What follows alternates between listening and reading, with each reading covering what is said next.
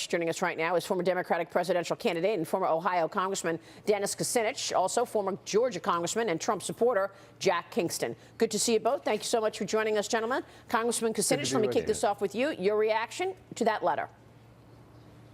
Well, you know, my concern is how close it is to the election. Look, with this email investigation, I don't think there was any doubt, notwithstanding what Mr. Comey had said months ago, that there was going to be a continuation of it.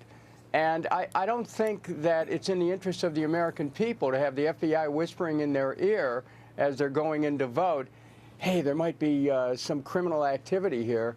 Okay. You know, it's possible, but Congress can deal with that after the fact. So are you saying that you would have somebody can preferred win an election? Are you saying you would have preferred Jim Comey to not do anything and then let the country find out after Hillary Clinton is the president?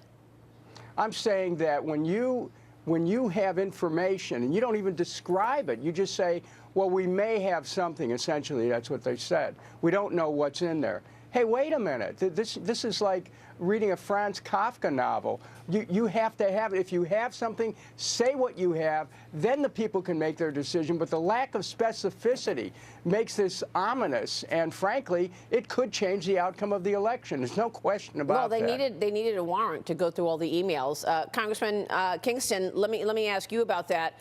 I mean, some people are saying he should have done his job 6 months ago, rather than taking us all the way up to the doorstep that she was so careless with her handling of security information, but not going over the line and saying, yeah, I am recommending charges. Did he fail in his job initially?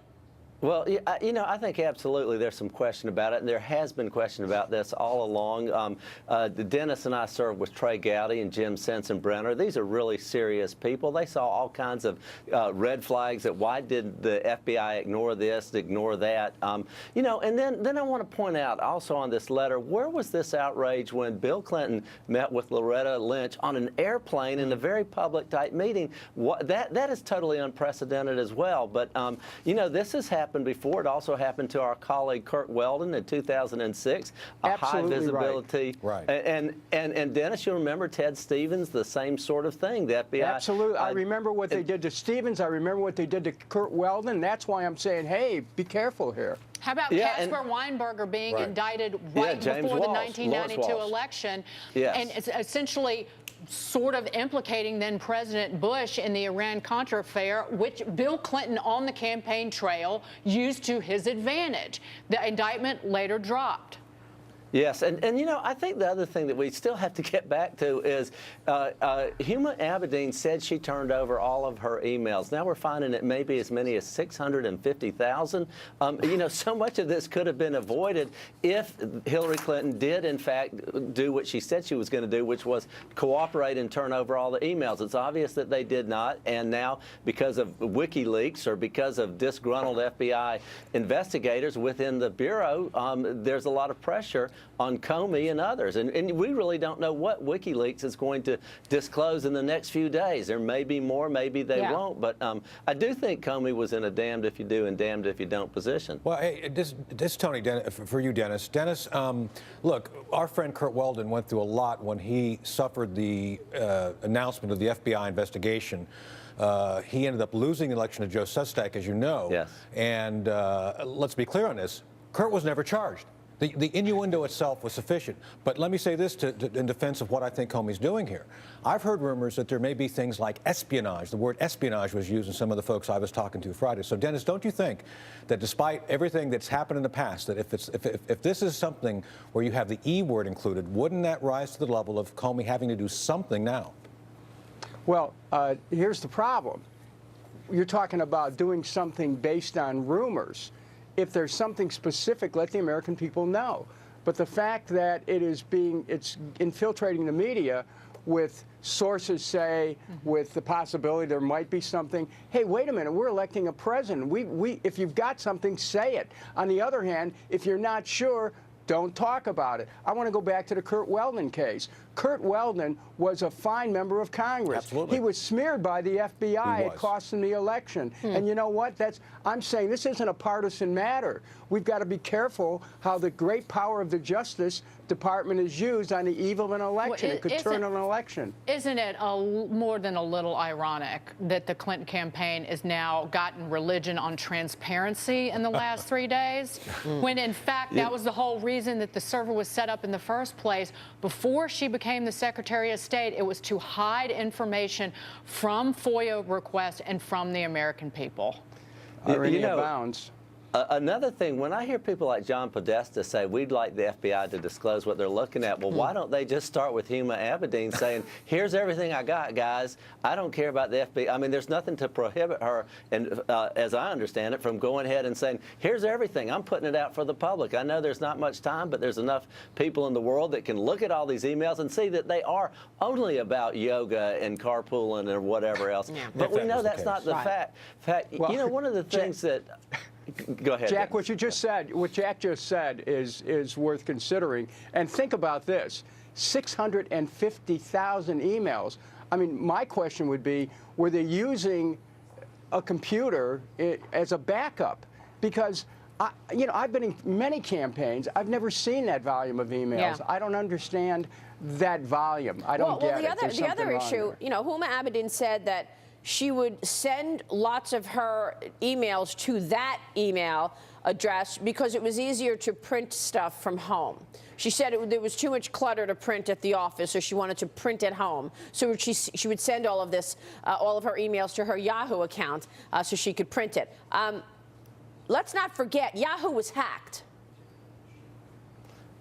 Again, the national security issue is front and center. I don't see any way in the world that you could take this information home.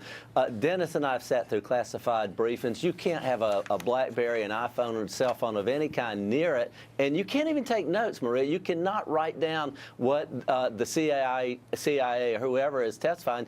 You can't write that down and walk out of the room with it. You can write it down as long as that note stays in the room. This is really very carefully guarded information, so there's no way in the world that she could have just casually taken this home. I believe that they felt like they were above the law, that they had some special exemption from the rules, which, by the way, we all know Hillary Clinton sent an email to all the State Department employees saying that they could not use their personal devices, and she was trained on all this stuff. So, whether Comey is in the right or the wrong, or his timing is horrible or not, the Clinton campaign and Hillary Clinton could have avoided all this by following the law in the first place. And then once there was this allegation, she could have said, okay, here's everything, instead of saying there was one device and I've turned over everything, and I did not use bleach bit to wipe out 17,000.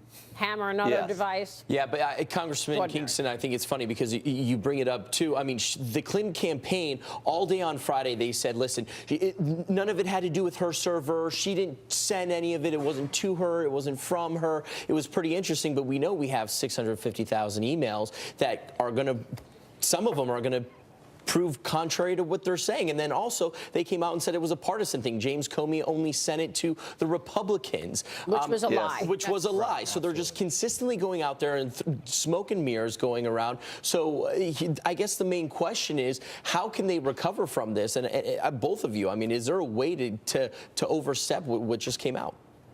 Well, you're seeing the polls that Maria pointed out at the beginning of this segment, that 3 out of 10 Americans are concerned Less about likely. this. Yeah, but here, 1 out of 10 are not Republicans according to this poll. Right. If that's true, you're talking about all you need is like a 5-point swing to change an election. This could change the election, which is, one of the concerns I have, because there's a lack of specificity in the information. Yeah, it's a fair concern. The only worry is that we were going to find this out at some point, and it would have been after Hillary Clinton became president. And then what happens? What do the American people think about the system?